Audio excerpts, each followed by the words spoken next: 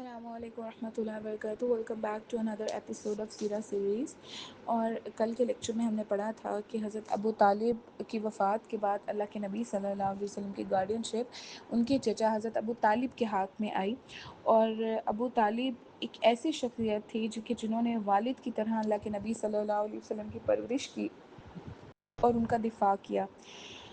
دادا کی وفات کے بعد آپ کی پرورش کی ذمہ داری جب حضرت ابو طالب کے سپورٹ کر دی گئی تو اس ٹائم حضرت ابو طالب کی جو مالی حالت تھی، جو فائنینشیل کنڈیشن تھی، وہ بہت ویک تھی اور ان کی اولاد بہت زیادہ تھی اور کثرت اولاد اور کم مال کی وجہ سے وہ زیادہ پریشان رہتے تھے.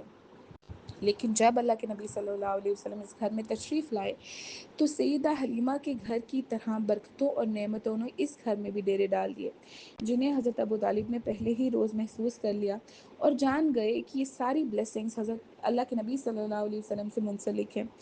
جہاں جاتے ہیں وہ خوشیاں اور نعمتیں ساتھ لاتے ہیں. جب اللہ کے نبی صلی اللہ علیہ وسلم سیدہ حلیمہ کے گھر تشریف لے گئے تو وہاں بھی بظاہر تو سیدہ حلیمہ اللہ کے نبی صلی اللہ علیہ وسلم کو پال رہی تھیں، مگر حقیقت میں اللہ تعالیٰ نبی کریم صلی اللہ علیہ وسلم کی موجودگی کے باعث ان پر اپنی رحمتوں اور نعمتوں کا نزول فرما رہے تھے. اور یہاں ابو طالب کی طرف بھی معاملہ کچھ مختلف نہیں تھا. ابو طالب کے گھر میں بھی اسی شان کا ادا ہوا اور اللہ کے نبی صلی اللہ علیہ وسلم کی موجودگی کے باعث بہت سی برکات کا ہونا شروع ہو گیا.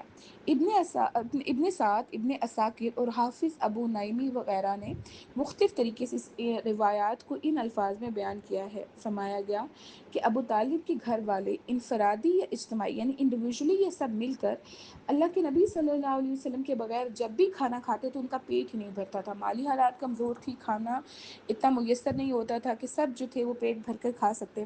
اور جب اللہ کے نبی صلی اللہ علیہ وسلم ان کے ساتھ مل کر کھاتے تو ان سب کے پیٹ جو تھے وہ فل ہو جاتے. اس لیے صبح اور شام جب بھی کھانے کا وقت ہوتا تو ابو طالب انہیں روک دیتے اور کہتے پہلے میرے بیٹے کو آنے دو. واپس جب اللہ کے نبی صلی اللہ علیہ وسلم تشریف لاتے اور ان کے ساتھ مل کر کھانا کھاتے تو اتنی برکت ہوتی تھی کہ کھانا بچ جاتا تھا.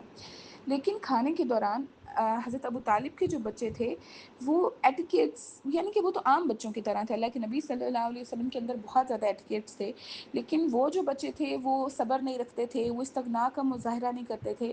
جو حضرت ابو طالب کو بہت گراں گزرتا تھا انہیں اس سے روکتے اور اللہ کے نبی صلی اللہ علیہ وسلم کی سنجیدگی کی طرف ان کی توجہ دلاتے اور آپ کی شائستگی کا حوالہ دیتے. مگر بچوں کو اس بات کا احساس نہیں تھا، وہ تو بچے تھے، انہیں اس بات کا علم نہیں تھا. تو انہوں نے اللہ کے نبی صلی اللہ علیہ وسلم کو علیحدہ کھانا دینا شروع کر دیا تاکہ بچوں کی غیر شائستگی کی وجہ سے آپ صلی اللہ علیہ وسلم کی طبیعت مبارک بوجھل نہ ہو.